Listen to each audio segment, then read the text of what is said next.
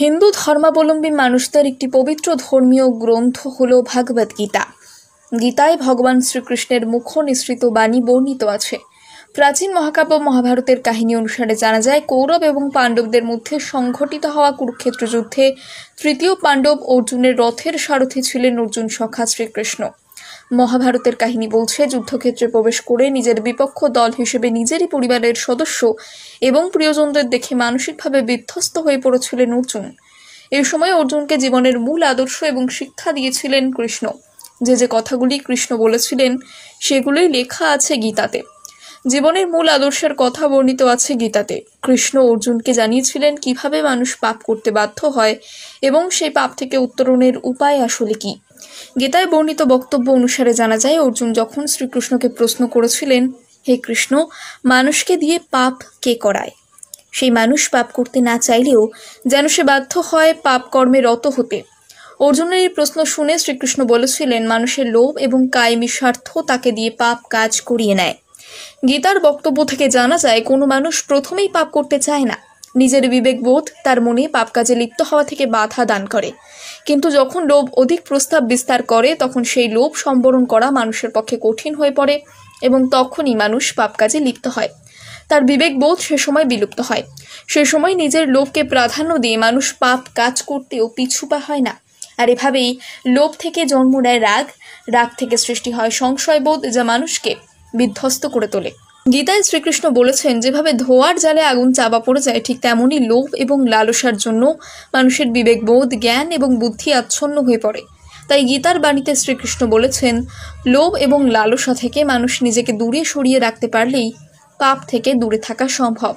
তাই মনুষ্য জীবনের একান্ত ধর্ম হল লোভ থেকে নিজেকে মুক্ত করে রাখা। হিন্দু ধর্মাবলম্বী মানুষদের একটি পবিত্র ধর্মীয় গ্রন্থ হল ভাগবত গীতা। গীতায় ভগবান শ্রীকৃষ্ণের মুখ নিঃসৃত বাণী বর্ণিত আছে। প্রাচীন মহাকাব্য মহাভারতের কাহিনী অনুসারে জানা যায়, কৌরব এবং পাণ্ডবদের মধ্যে সংঘটিত হওয়া কুরুক্ষেত্র যুদ্ধে তৃতীয় পাণ্ডব অর্জুনের রথের সারথি ছিলেন অর্জুন সখা শ্রীকৃষ্ণ। মহাভারতের কাহিনী বলছে, যুদ্ধক্ষেত্রে প্রবেশ করে নিজের বিপক্ষ দল হিসেবে নিজেরই পরিবারের সদস্য এবং প্রিয়জনদের দেখে মানসিকভাবে বিধ্বস্ত হয়ে পড়েছিলেন অর্জুন। এই সময় অর্জুনকে জীবনের মূল আদর্শ এবং শিক্ষা দিয়েছিলেন কৃষ্ণ। যে কথাগুলি কৃষ্ণ বলেছিলেন সেগুলোই লেখা আছে গীতাতে। জীবনের মূল আদর্শের কথা বর্ণিত আছে গীতাতে। কৃষ্ণ অর্জুনকে জানিয়েছিলেন কিভাবে মানুষ পাপ করতে বাধ্য হয় এবং সেই পাপ থেকে উত্তরণের উপায় আসলে কি। গীতায় বর্ণিত বক্তব্য অনুসারে জানা যায়, অর্জুন যখন শ্রীকৃষ্ণকে প্রশ্ন করেছিলেন, হে কৃষ্ণ, মানুষকে দিয়ে পাপ কে করায়? সেই মানুষ পাপ করতে না চাইলেও যেন সে বাধ্য হয় পাপ কর্মে রত হতে। অর্জুনের এই প্রশ্ন শুনে শ্রীকৃষ্ণ বলেছিলেন, মানুষের লোভ এবং কায়েমি স্বার্থ তাকে দিয়ে পাপ কাজ করিয়ে নেয়। গীতার বক্তব্য থেকে জানা যায়, কোনো মানুষ প্রথমেই পাপ করতে চায় না। নিজের বিবেকবোধ তার মনে পাপ কাজে লিপ্ত হওয়া থেকে বাধা দান করে, কিন্তু যখন লোভ অধিক প্রস্তাব বিস্তার করে তখন সেই লোভ সম্বরণ করা মানুষের পক্ষে কঠিন হয়ে পড়ে এবং তখনই মানুষ পাপ কাজে লিপ্ত হয়। তার বিবেকবোধ সে সময় বিলুপ্ত হয়। সে সময় নিজের লোভকে প্রাধান্য দিয়ে মানুষ পাপ কাজ করতেও পিছু পা হয় না। আর এভাবেই লোভ থেকে জন্ম নেয় রাগ, রাগ থেকে সৃষ্টি হয় সংশয়বোধ, যা মানুষকে বিধ্বস্ত করে তোলে।